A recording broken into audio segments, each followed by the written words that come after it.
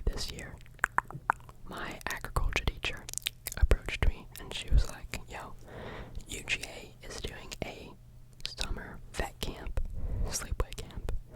If you're interested, I have papers on my front desk. And I was like, of course I'm interested. So I got these papers and I read them over with my parents. And I had to make an application video. And I think like a resume or something. But my application video was 3 minutes long. And it was talking about what I want to do in the vet field, why I'm interested in it, and like what I have to bring to offer to UGA's vet camp. And about 2 weeks later, or 3 weeks later, I got accepted. There was a 17% acceptance rate, which is absurd, and I'm so grateful for the opportunity. And I've made lifelong friends, or I think lifelong. I made good friends. And then, on the 1st of June, we started the drive to UGA. It was very anxiety-inducing, and I was feeling a lot of emotions. I got packed. We were staying in dorms. I had a roommate that was really assigned to me. I'm not gonna say his name, but he was the sweetest person ever. He's just kind to everybody, and he was like the best possible roommate I think I could have been paired up with out of any of them. Because they had us fill out like a survey to see who we would match with. Like, do you like white noise? Do you like to sleep in or stay up late? Stuff like that. And so that's how I got paired, because we put similar answers. But I was in group 1. There were 6 groups.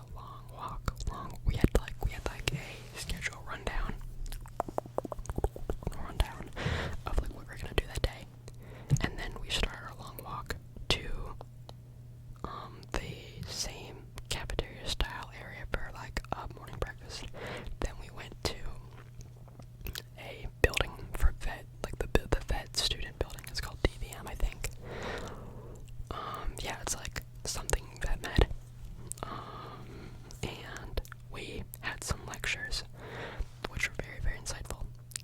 I took notes. One was about grit and the need for perseverance, and the other one was about like UGA in general. I think the bigger takeaway was the grit one. I actually emailed him afterwards, the speaker, and I was like, yeah, that was a really good speech. But then we went to a dissection lab.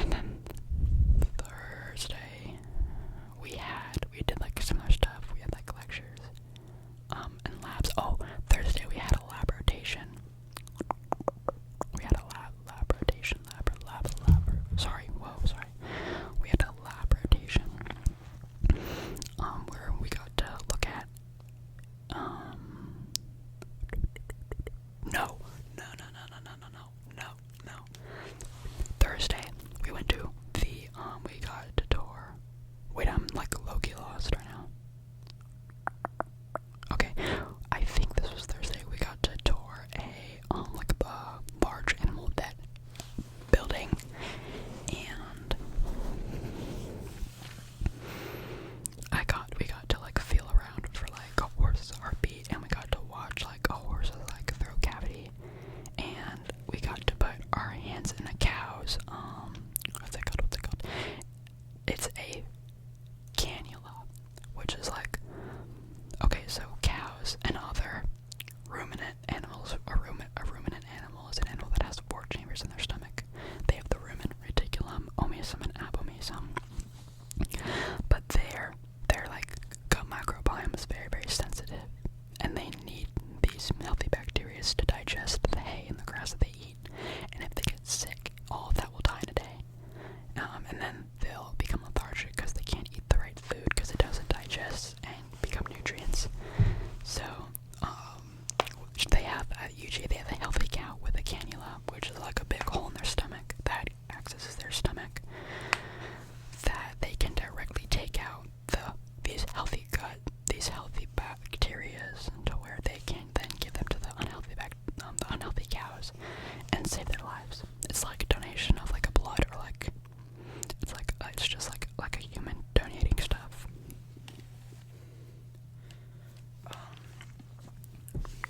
But I got to stick my hand in it, and it was really, really gross, and it was really, really warm and smelly, and it was not a fun time. I would not recommend doing that. But after that, we went to the same room where we did like the putting the bones together, only we had rotations. Wait, I'm missing some stuff. Hang on. Oh no, I'm not. We got to see like a cow's eye, and like talk about a cow's eye. We got to talk about bones of animals, and we got to see like radiographs, and stuff like that. And then Friday, we had 2 final labs. We had a suture lab, which is like stitching. It's like stitches, only it's called suturing. We learned how to do that, and then we also, what was the other thing that we did? I had it in my mind like 5 seconds ago.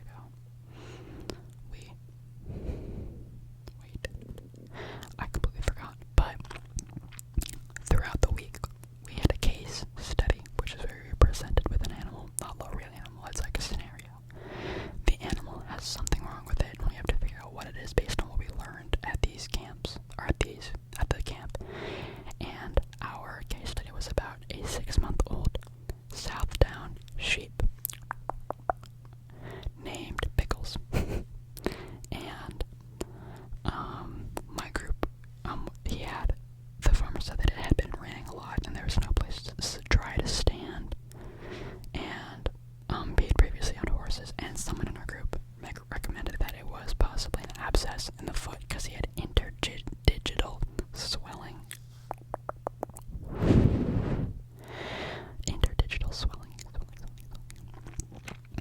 And I looked it up, and I said, maybe foot rot. And they're like, no. And I was like, yeah. And then later in the week, it was foot rot. And we got it right. And we worked on an entire presentation for it. And like how we diagnosed it and what we did about it and how to educate like the farmer and stuff. But that was the last day. Oh, I remember we got to tour the exotic vet facility as well. It was just a quick tour. Because it was in session, there were animals in there, like having surgery and stuff, so we had to be respectful and move quickly. But then on the last day, I got to see my family again. We packed up, we presented our case studies, and we got a gift, which was this. And